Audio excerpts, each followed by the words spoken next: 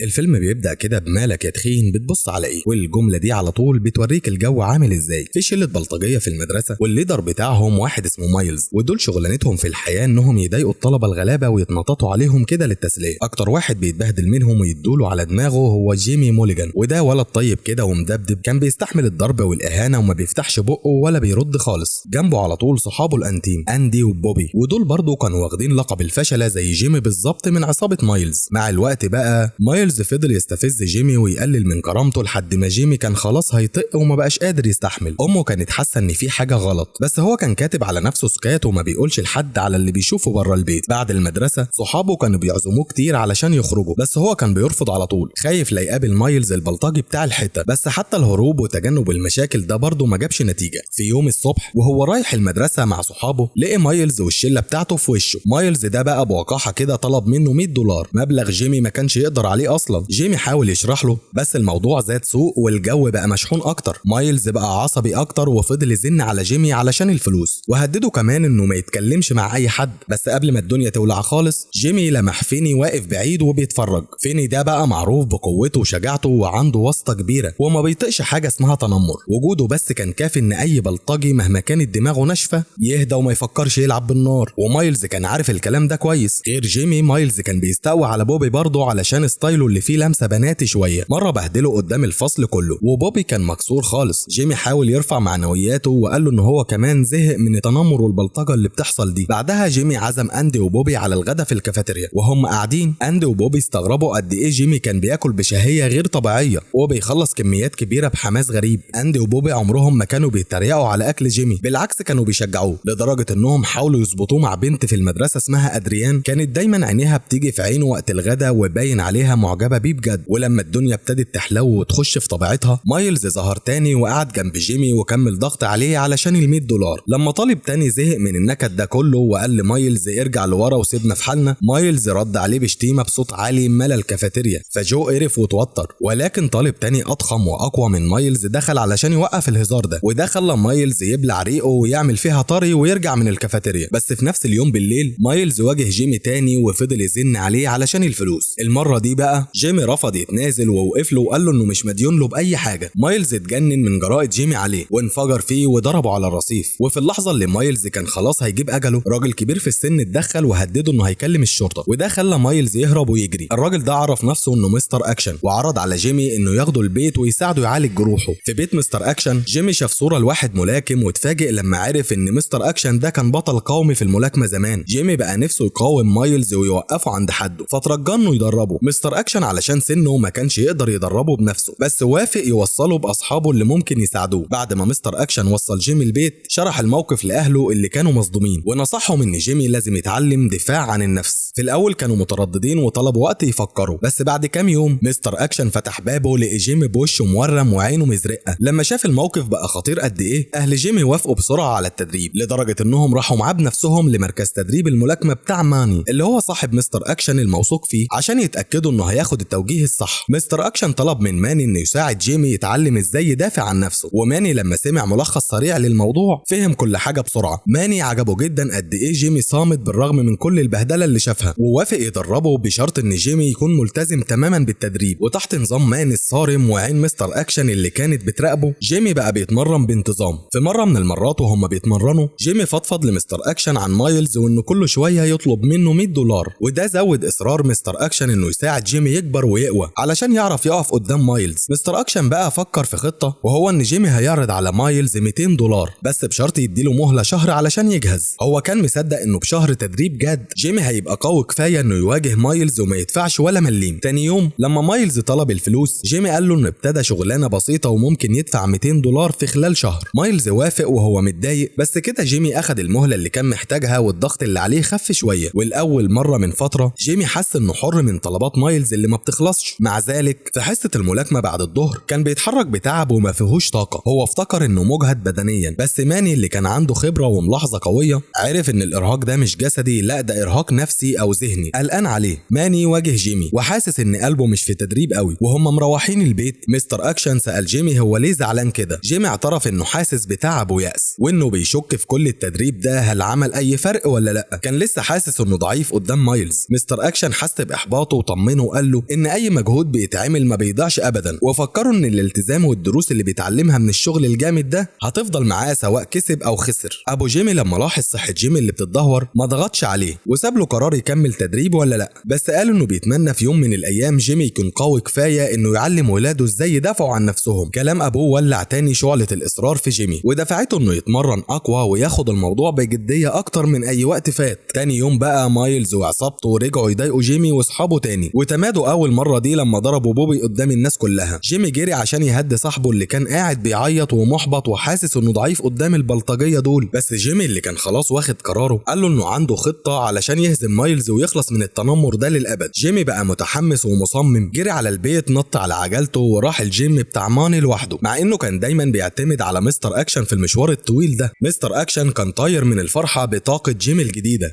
وفي استعجاله جيمي خبط في ماني ووقعه، بس بدل ما ماني يتضايق اتأثر بشغف جيمي ولاحظ على طول التطور اللي حصل في جيمي. زود التدريب بتمارين اصعب وفنون قتاليه مختلفه علشان يبني مقاتل متكامل. في نفس الوقت مستر اكشن كان مركز على تقويه عقليه جيمي وكان بيقدم له دعم وتحفيز طول الوقت. في المدرسه جيمي حكى لاندي عن تدريبات الملاكمه بتاعته وعن خطته لهزيمه مايلز. بعد فتره بسيطه ادريان جت كلمته وهما الاتنين اتعلقوا ببعض بسرعه، راحوا حفله سوا والكلام اللي بينهم كشف ان في كيمياء قويه بينهم، ومع الوقت قرروا يدخلوا في علاقه رومانسيه. وفي الوقت اللي جيمي كان مستمتع بعلاقته الجديده مع ادريان، ايدي واحد من اصحاب مايلز ابتدى يتريق عليهم هما الاتنين، بس على عكس زمان جيمي دلوقتي بقى واثق من نفسه ووقف ايدي عند حد وسكته بسرعه. الايام عدت ويوم المواجهه بين جيمي ومايلز جه اخيرا. المره دي جيمي كان جاهز علشان ينهي التنمر ده مره واحده وللابد. الصبح جيمي صحي مليان ثقه واصرار. في المدرسه مايلز قابله على طول وهدده في اصحابه لو رجع في اتفاقهم. جيمي دخل الحمام بسرعه وقابل هناك فيني اللي كان سمع عن الخناقه اللي جايه وقدم له تشجيع. مايلز شاف ان تهديداته ما بقتش تخوفه، فعمل خطه جديده انه يستعين بجلاس جو علشان يوقع جيمي، بس فين اتدخل وخلى رجاله من طرفه يخطفوا جلاس جو، وده خلى مايلز مجبور يواجه جيمي لوحده. في الاول جيمي عانى شويه قدام ضربات مايلز القويه، بس رفض يستسلم وشويه بشويه رد الضربه ووجه لكمات قويه هو كمان. حتى بعد ما اخد خبطه في وشه فضل ثابت زي الجبل، ما بقاش الولد الضعيف والخايف اللي كان عليه زمان. مدفوع باصراره جيمي حارب مش بس علشان نفسه، لا حارب علشان كل واحد ما كانش قادر يدافع عن نفسه. لما مايلز بقى على اخره صحابه كانوا هيدخلوا، بس اندي وبوبي وقفوا على جنب ورفضوا يتدخلوا. هما الاتنين كانوا اختاروا يقفوا في وش البلطجي ده. الخناقه بقت اقوى، بس في الاخر مايلز انهزم. جيمي ساعتها واجهه وطلب منه انه يبطل يضايق اي حد في المدرسه، مش بس هو واصحابه. بالرغم ان مايلز ما ظهرش اي ندم، مستر اكشن اللي كان بيتفرج من بعيد حس بفخر كبير. جيمي ما كانش بس كسب الخناقه، لا ده استعاد قوته وشجاعته الداخليه. مستر اكشن شاف ان جيمي لسه جواه حنيه وطيبه كبيره، حتى لو هو نفسه ما كانش لسه حاسس بكده. فيديو الخناقه انتشر بسرعه البرق على السوشيال ميديا وعمل ضجه كبيره. الفيديو ضرب نار ووصل في الاخر لقناه تلفزيون محليه. وقفه جيمي ضد التنمر بقت ترند، وده خلاه يكسب اعجاب الناس كلها في المنطقه على شجاعته وقوه تحمله. اهل جيمي كانوا طايرين من الفرحه والفخر لما شافوا ابنهم واقف اخيرا على رجله متحرر من قبضه التنمر. الفيلم بيخلص وجيمي واندي وبوبي وادريان ماشيين في المدرسه بثقه جديده، ما بقوش مهمشين، لا بقوا محترمين بعد البلطجيه ما انهزموا. الطلبه اللي محدش كان بيشوفهم دول بقوا رمز للقوه الهاديه. القصه بتنتهي بتذكره قويه، اياك تستهين باللي شكلهم ضعيف، دول في الغالب بيمتلكوا اكبر قوه. وبيخلص الفيلم ده لحد هنا. ما تنساش لو عجبك الفيلم تدعمني بلايك واشتراك في القناه. سلام.